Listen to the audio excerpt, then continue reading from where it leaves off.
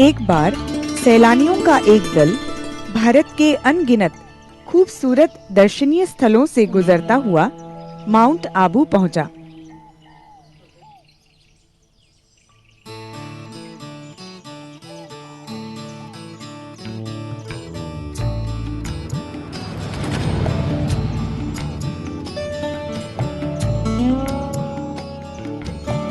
आहा, कितना मनमोहक वातावरण है यहाँ।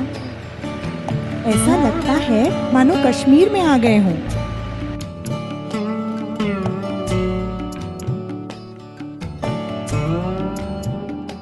अरे, ये तो किसी राजा के महल जैसा लगता है। चलो पूछते हैं। ये किस राजा का महल है? और वो वहां लगी हुई तस्वीर किसकी है? ये तस्वीर प्रजापिता ब्रह्मा बाबा की है। चलो आज हम आप सबको बाबा के बारे में बताते हैं। बाबा का जन्म सन 1876 में सिंध प्रांत के हैदराबाद शहर में कृपलानी खानदान में हुआ था।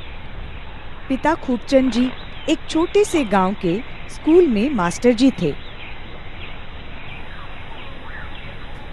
बच्चों, तुम्हें भी राजा हरिश्चंद्र की तरह सदा सच्चाई की राह पर चलना है और श्रवण कुमार की तरह अपने माँ बाप की सेवा करनी है।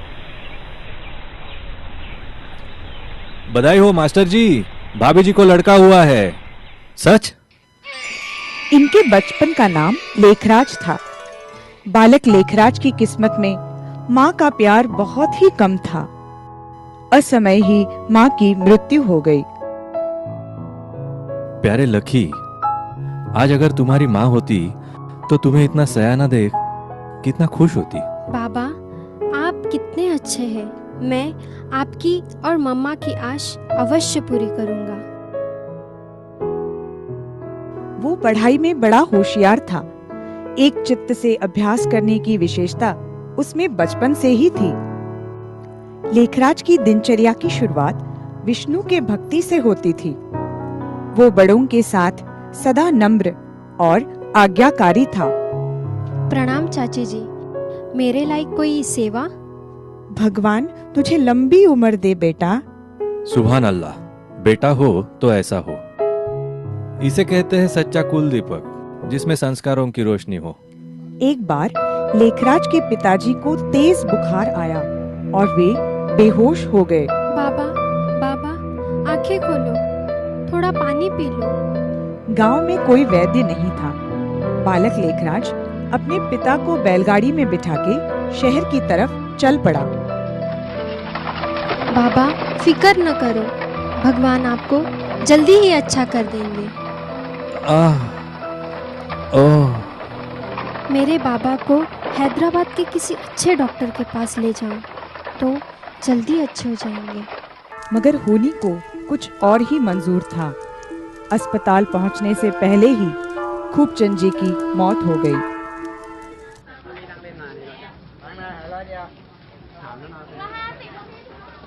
पिता की मृत्यु के बाद लेखी बड़े भैया के साथ उनकी अनाज की दुकान संभालने लगा। माफ करना बाबू, एक आना कम है। इस उम्र में ज्यादा काम नहीं कर पाती। कोई बात नहीं माई, जब हो तब दे देना।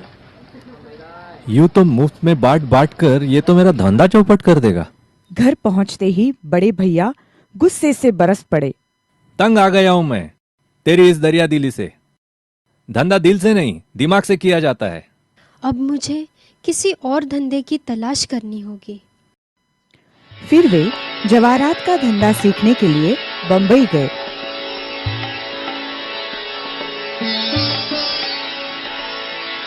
दिन रात की मेहनत और उनकी सच्ची लगन ने जल्द ही उन्हें एक बेहतरीन जौहरी बना दिया।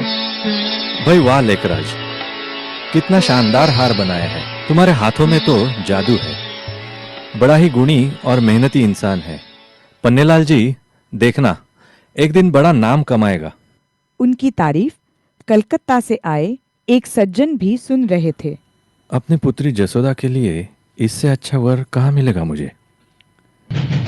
इसी दौरान वे कलकत्ता चले आए। लेखराज दिन दुगनी रात चौगुनी तरक्की करने लगे और नामी गिरामी व्यापारी बन गए। तब उसी सज्जन ने अपनी पुत्री जसोदा की शादी उनके साथ कर दी। जसोदा एक अत्यंत संस्कारी गुणवान पत्नी साबित हुई। उसमें ईश्वर भक्ति तथा पति परायणता अपूर्व थी। वक्त गुजरने के साथ ही लेखराज जी 4 बच्चों के पिता बन गए। बाबा को बच्चों से अपार स्नेह था। वे बच्चों की परवरिश ऐसी करते मानो वे राजकुमार राजकुमारियां हों। आओ बच्चों, देखो ये हीरो के गहने तुम्हारे लिए हैं। बाबा, आप कितने प्यारे हो। पर हाँ, कभी किसी से मांगना नहीं, मांगने से मरना भला। वक्त पंख लगाकर उड़ता गया और देखते ही देखते बच्चे बड़े हो गए। अच्छे घरों से रिश्ते आने लगे। आज तो आपने यहाँ करके हमें कृतज्ञ कर दिया लकीराज बाबू। आपकी बेटी के रूप में मानो हमें संस्कारों का खजाना मिल गया। अब कैसे कहूँ लकीराज बाबू, बस यूं समझ लीजिए कि बरसों की जान पहचान को रिश्तेदारी में बदलना चाहते हैं। आप जैसे नेक इंसान से रिश्ता जोड़कर हमें भी खुशी होगी। लखीराज जी ने बड़ी धूमधाम से बच्चों की शादियां की।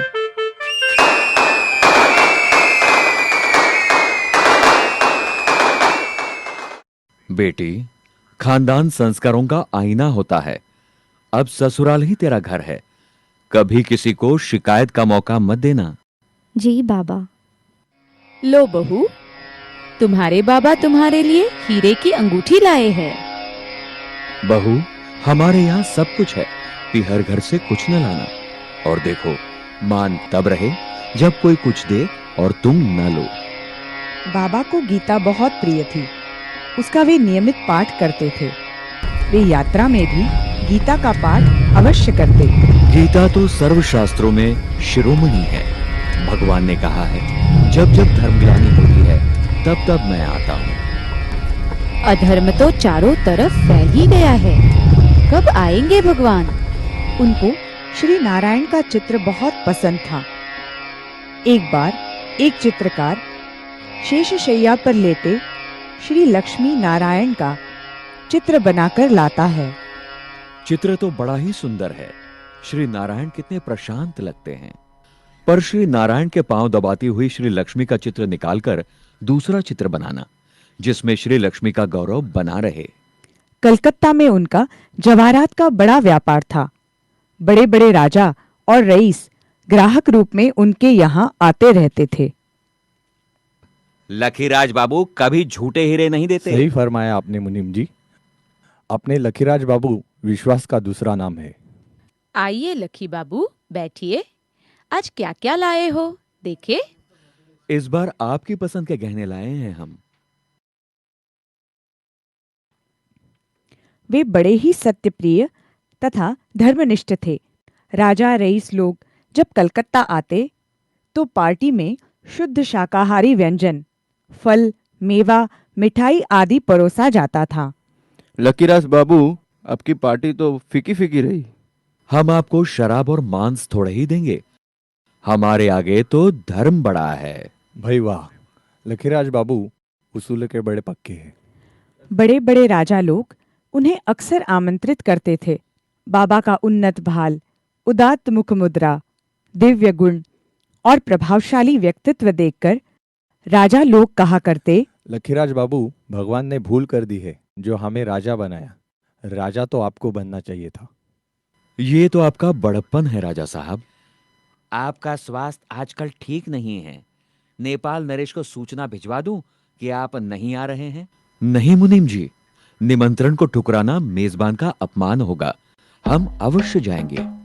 नेपाल नरेश ने सिंहासन से उतरकर उनका स्वागत किया और खूब मेहमान नवाजी की। एक बार उदयपुर के महाराणा ने बाबा को सब परिवार आमंत्रित किया और जब तक बाबा नहीं आए तब तक महाराणा ने दरबार रोक कर रखा। इस प्रकार दरबार कभी रुका नहीं था। महाराणा साहब, दरबार का वक्त गुजरता जा रहा है। महामंत्री जी, जब तक हमारे शाही मेहमान पहुंच नहीं जाते, दरबार शुरू नहीं हो सकता। वहां पहुंचते ही बाबा ने देरी से आने के लिए विनम्रता से क्षमा मांगी। माफ कीजिए राणा साहब, सफर में वक्त थोड़ा ज्यादा लग गया। मेहमान देवतुल्य होते हैं लखीराज बाबू, माफी मांगकर हमें शर्मिंदा ना कीजिए। महामंत्री जी, अब दरबार शुरू करवाइए। एक दिन कोई सुनार अपने 2 बच्चों को लेकर बाबा की दुकान पर आया। लखीराज बाबू, इन हीरो को गहनों में जड़ना है।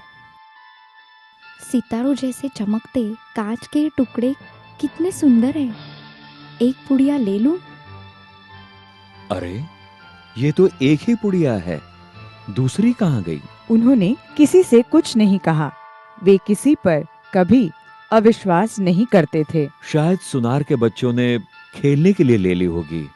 बाबा को अपने घर देख सुनार बड़े आश्चर्य में पड़ गया। बाबूजी, आप मेरे घर? तुम्हारे बच्चों को मिठाई देना भूल गया था, सोचा चलो बच्चों को मिठाई दे आऊं। अरे, अब क्या होगा? बाबूजी को मालूम? मीठे बच्चे, तुमने खेलने के लिए दुकान से पुड़िया ली थी ना, वो कहाँ है? मैंने नहीं, बड़े भैया ने ली थी, छत के नीचे रखी है, ले आऊं? अब मुझे ये बताओ, तुम्हें ये हीरे क्यों चाहिए थे? हमने सोचा ये चमकीले कांच के टुकड़े हलवाई को देकर खूब मिठाई खाएंगे। ऐसे बिना पूछे कोई चीज लेना बड़ी गंदी बात होती है प्यारे बच्चे। अब जब भी तुम्हें मिठाई खानी हो तो मुझसे कहना। बाबा मेहमानों का स्वागत ऐसे करते जैसे घर में देवता पधारे हों। अतिथि सत्कार को वे धर्म समझते थे। आइए आइए, आपने हमारा घर पावन किया। बाबा का एक दोस्त बनारस में रहता था। जब अपने परिवार से तंग आ जाता तो बाबा से मिलने चला आता। कितना शांत चेहरा, कितनी प्रेम भरी मूर्ति, कितनी अपूर्व शांति मिल रही है। अरे आओ मित्र, तुम्हें इतने दिनों बाद याद आई मेरी?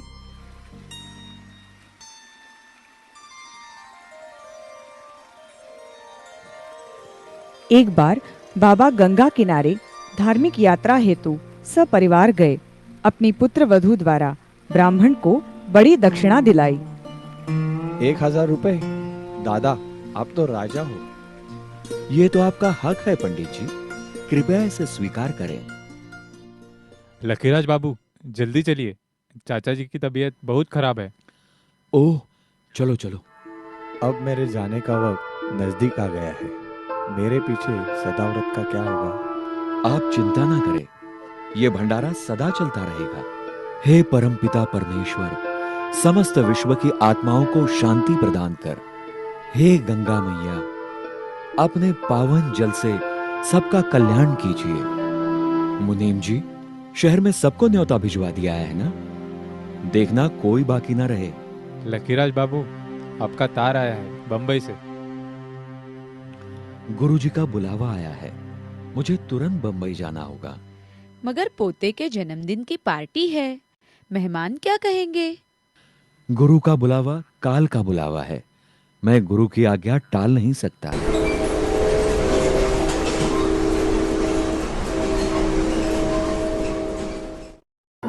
ये गुरु का ही प्रताप लगता है। ओहो प्रभु, मैं तो धन्य हो गया। गुरुजी, क्या ये आपकी ही कृपा थी? कैसी कृपा लखी? बाबा मन ही मन समझ गए, गुरु इस संबंध में कुछ नहीं जानते। फिर बाबा का मन सच्चे सद्गुरु परमात्मा की ओर खींचने लगा। मिल गया, खजाना मिल गया। माला माल, रत्न ही रत्न मिल गई, चाबी मिल गई। आहा, आनंद ही आनंद, शांति ही शांति, इसी की तो तलाश थी मुझे। एक दिन बाबा को निराकार ज्योतिष स्वरूप परमात्मा शिव का साक्षात्कार हुआ। परमात्मा प्रकाश का दिव्य स्रोत जैसे उनके ऊपर आ रहा है। पाना था सो पा लिया, अब बाकी क्या रहा? विश्व में मानव इतिहास की एक आश्चर्यकारक घटना, कलयुगी सृष्टि के महाविनाश का साक्षात्कार। पश्चिमी दुनिया बॉम्ब से दहक रही है। भारत में गृह युद्ध, भूकंप, बाढ़ से हाहाकार।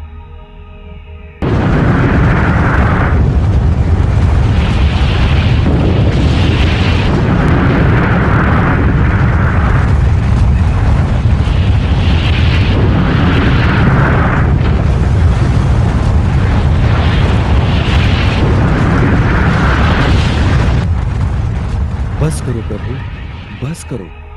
ये भयानक दृश्य और नहीं देखे जाते। सेवक राम, मेरा दिल अब व्यापार में नहीं लगता।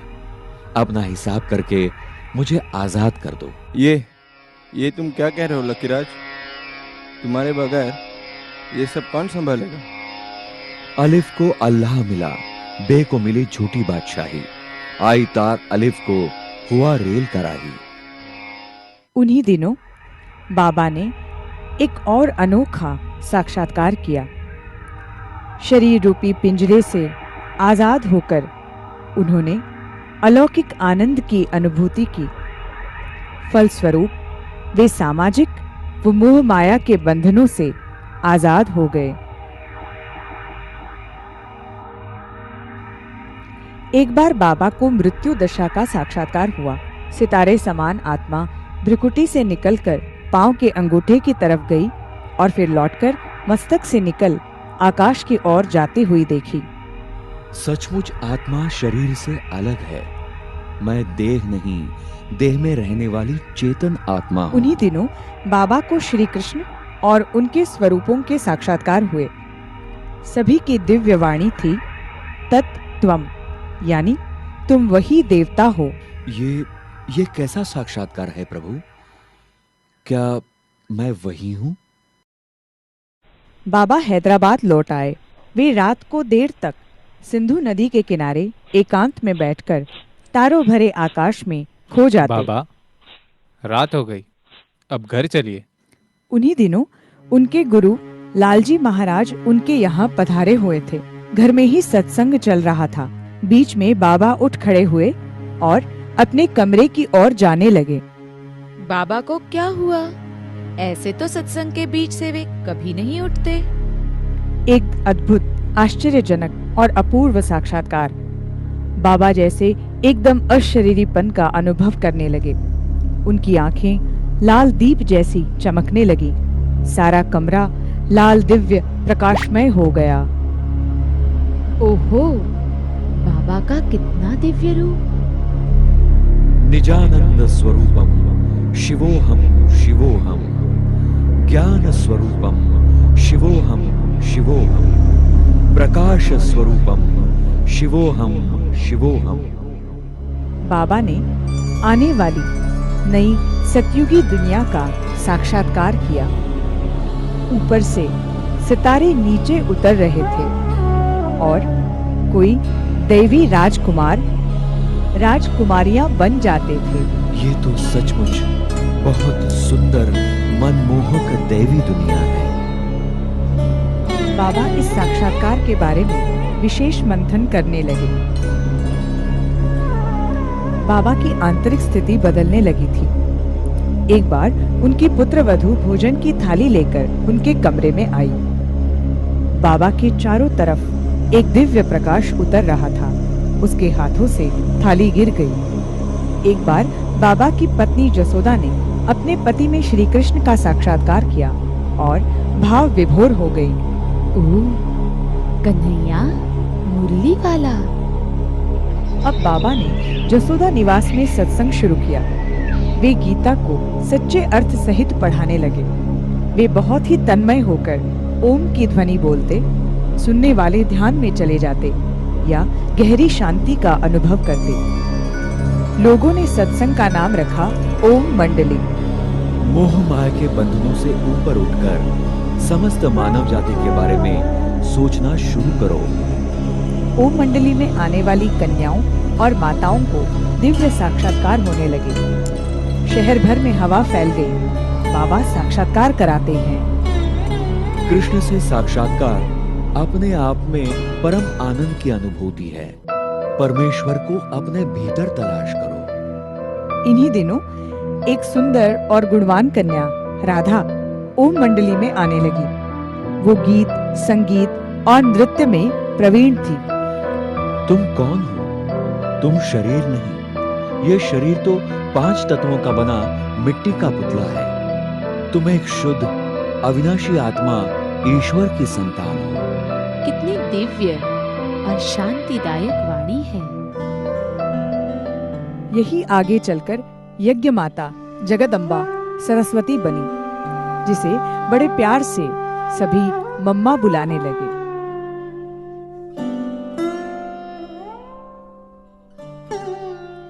उन दिनों बाबा के स्नेह सौजन्य से आकर्षित गोपी नामक माता सत्संग में आने लगी।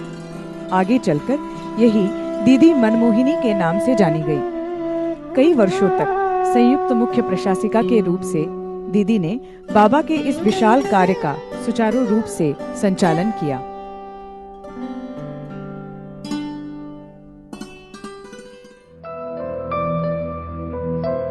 रामा नामक की एक कन्या ने स्वप्न में देखा, मखमली हरियाली वाला विशाल मैदान है और बाल कन्हैया हंसता हुआ इशारे से बुला रहा है। अरे, ये दिव्य श्वेत वस्त्रधारी पुरुष कौन? सपने में यही तो थे। वह कन्या उसी दिन से इस ईश्वरीय सेवा में समर्पित हो गई। आगे चलकर यही दादी प्रकाशमणि के नाम से प्रसिद्ध हुई। लगभग 4 दशकों तक इस संस्था की मुख्य प्रशासिका बनकर आपने ईश्वरीय सेवाओं को देश विदेश में फैलाया।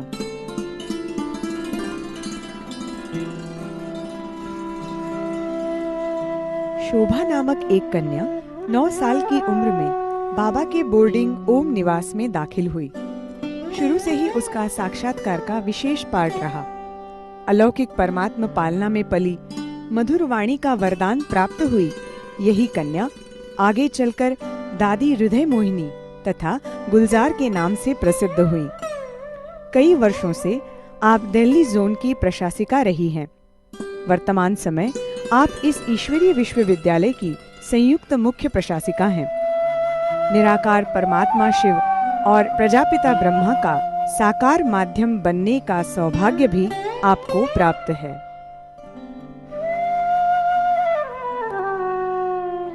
परमात्मा के प्रति सच्ची लगन रखते हुए सन 1937 से ही ईश्वरीय ज्ञान और योग साधना से जुड़ी हैं दादी जानकी जी। एक बार दादी ने बाबा से पूछा, मैं ज्ञान में देरी से आई हूँ, क्या पुरुषार्थ करूं जिससे अच्छी बन जाऊं? तो बाबा ने उन्हें 12 बार मुरली पढ़ने को कहा।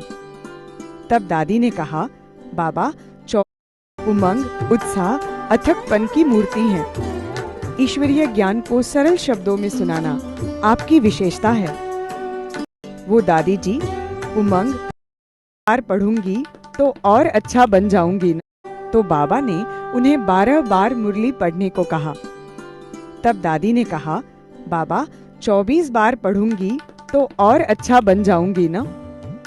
स्वयं भाग्य विधाता भगवान का हाथ जिनके माथे पर रहा, वो दादी जी उमंग, उत्साह, अथकपन की मूर्ति हैं। ईश्वरीय ज्ञान को सरल शब्दों में सुनाना आपकी विशेषता है। सन 1974 से विदेशों में अनेक सेवा केंद्र खोलने के आप निमित्त बनी। आपको most stable mind in the world के खिताब से नवाजा गया है। वर्तमान समय इस ईश्वरीय विश्वविद्यालय की मुख्य प्रशासिका के रूप में आप कार्यरत हैं। बाबा, मैं बहुत दुखी हूँ। मेरा पति मर गया है। अब मैं किसके सहारे जीऊंगी? बच्ची, पति का रिश्ता शरीर से था। तुम तो एक अविनाशी अमर आत्मा हो। तुम्हारा रिश्ता तो सीधा परमेश्वर से जुड़ा है। उसकी तरफ ध्यान दो। बाबा, अब मेरा दुख दूर हो गया है। आपके शब्दों के जादू ने मेरे मन मंदिर में उजाला फैला दिया है। बाबा, घर में पिताजी बहुत शराब पीते हैं। जीना मुश्किल हो गया है। कल उन्हें मेरे पास ले आना। तुम अपना परिचय जानते हो? तुम्हारा शरीर मंदिर है और तुम उसमें रहने वाली पवित्र आत्मा। क्या देवता को शराब का भोग लगाते हैं? क्या मैं देवता? मेरा शरीर मंदिर? तो मैं फिर शराब कैसे पी सकता हूँ? अरे बड़े भैया, यह क्या कर रहे हो? आप मत पीना। मेरे लिए जो मेरे लिए बुरा वह तुम्हारे लिए भी बुरा।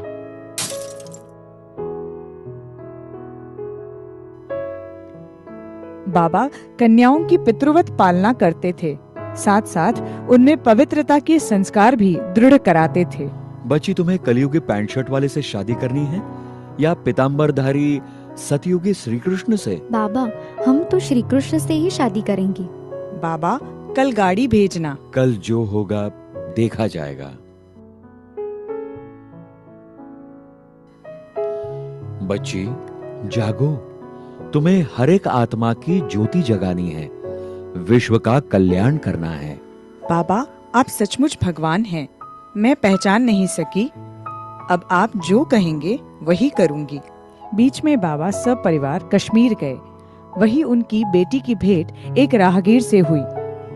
पहलगाम जाने का रास्ता किधर से जाता है? मुझे पहलगाम का रास्ता मालूम नहीं, परमधाम का रास्ता बता सकती हूँ। वो राहगीर को अपने बाबा के पास ले आई। बाबा के ओजस्वी तेज के रूप में राहगीर ने अपने रोम रोम में दिव्य प्रकाश का अनुभव किया और बाद में रिजुमल नाम का ये राहगीर सब परिवार यज्ञ में शामिल हो गया। आहा, मैं धन्य हो गया। बच्चों के लिए बाबा ने ओम निवास में एक छात्रावास और स्कूल का प्रबंध किया। अभ्यास के साथ उन्हें आध्यात्मिक ज्ञान, चित्र, संगीत आदि कलाओं की शिक्षा दी जाती थी। मेरे बच्चों, आप सबको पवित्रता की प्रतिज्ञा लेनी है, लेकिन उससे पहले आप सबको अपने पिता या पति से सम्मति पत्र लाना होगा। लो बाबा, यह सम्मति पत्र। ब्रह्मचर्य के पालन की बात पर सिंध हैदराबाद में हलचल फैल गई। कईयों के पिता, चाचा, भाई, पति आदि ओम मंडली में जाने की मना करने लगे। कन्याओं, माताओं पर जुल्म होने लगे। हम आपके साथ घर नहीं जाएंगे। हम वहाँ जरूर जाएंगे। बाबा को मारने के लिए षड्यंत्र रचा गया, मगर बाबा के ओजस्वी तेज से हमलावरों की आंखें चौंधिया गई। बंदूकधारी को बाबा की जगह चमकता हुआ सितारा दिखाई पड़ने लगा। अरे ये क्या? इतनी तेज रोशनी है कि कुछ दिखाई नहीं दे रहा मुझे। अरे जहां देखो वहां तेज ही तेज। बाबा जरूर जादूगर है। एक बार बाबा अपने मकान के कमरे में बैठे हुए थे। बाबा, कोई सिख भाई आपसे मिलने के लिए आया है। वो बड़ा भयानक लगता है। कोई बात नहीं बेटी, उसे ऊपर भेजो। मुझे माफ कर दीजिए वाहे गुरु बाबा। वाहे गुरु दा खालसा। आज ये किला बड़ा अनर्थ करने जा रहा था। मेनू माफ कर दो बाबा। मैं आपको मारने आया था। प्रायश्चित के आंसू हर पाप धो देते हैं। तुम परमेश्वर की प्रिय संतान हो, उसकी तरफ ध्यान दो। जुल्म की इंतहा करते हुए विरोधियों ने यज्ञ परिवार के सत्संग भवन अर्थात लाखा भवन को आग लगा दी। मगर वो कहते हैं ना, जाको राखे साईया मार सके ना कोई। 1938 में बाबा कराची चले गए। बाद में कन्याएं, माताएं भी अपने परिवार सहित कराची पहुंच गए। तुम्हें शिव शक्ति बनकर जगत का उद्धार करना है। काम, क्रोध आदि विकार ही सच्चे दुश्मन हैं। बाबा द्वारा हमें परमात्मा का सच्चा ज्ञान मिलता है। आप सब पवित्रता क्यों चाहती है? पुरुष अगर अपनी पत्नी को विधवा बनाकर, बच्चों को अनाथ छोड़कर परमात्मा प्राप्ति के लिए ब्रह्मचर्य का पालन कर सकता है, तो हम नारियों को पवित्र रहने का अधिकार क्यों नहीं? यह अदालत ओम मंडली की सदस्यों की सोच से पूर्णतः सहमति जताते हुए उन्हें उनकी स्वतंत्रता प्रदान करती है। संदेश पुत्रियां सूक्ष्म वतन में जाकर ज्ञान के राज लेकर आती। इन पर बाबा और ओम राधे क्लास कराते। ज्ञान के नित्य नवीन श्रृंगार से बच्चों को भरपूर करते। उनमें गुलजार नामक कन्या ने ध्यान में जाकर ज्ञान के अनेक राज खुलते हुए दृश्य देखे।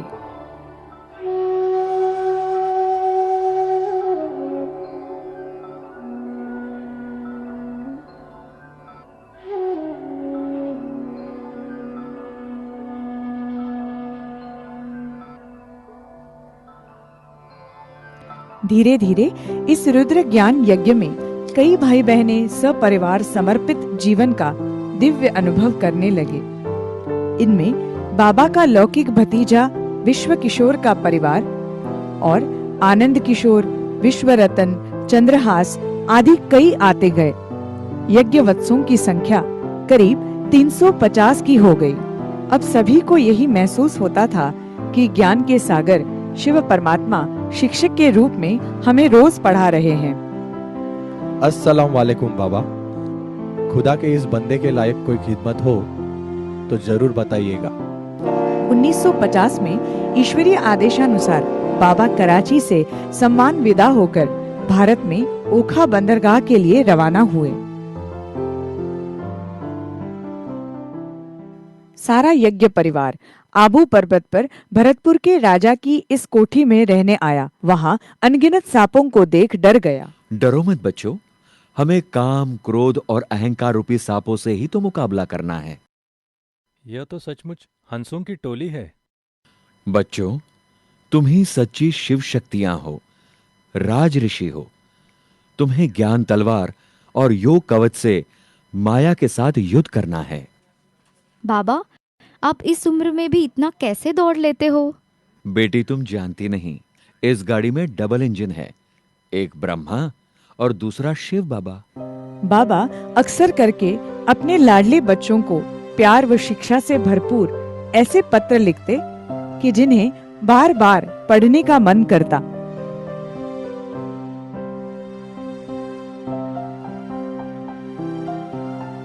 बाबा ने 5 मई 1939 को गांधी जी को एक खत लिखा। प्यारे गांधी जी, पूर्ण स्वराज्य की प्राप्ति ईश्वरीय ज्ञान और दिव्य साक्षात्कार के बल से प्राप्त हो सकती है। आत्मिक बल से ही विज्ञान बल को जीता जा सकता है।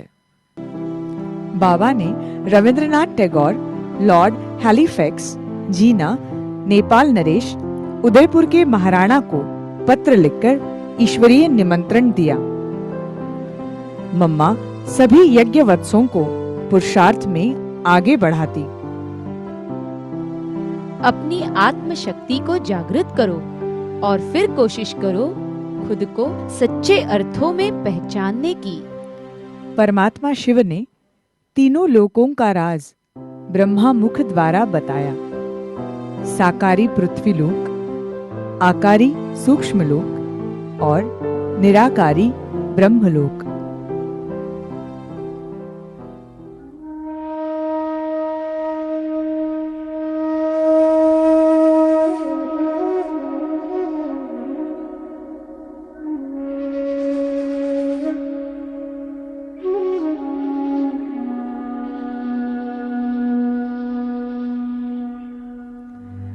बाबा कहते थे कि निरंतर योग साधना अर्थात परमपिता परमेश्वर की याद से जीवन श्रेष्ठ बनता है।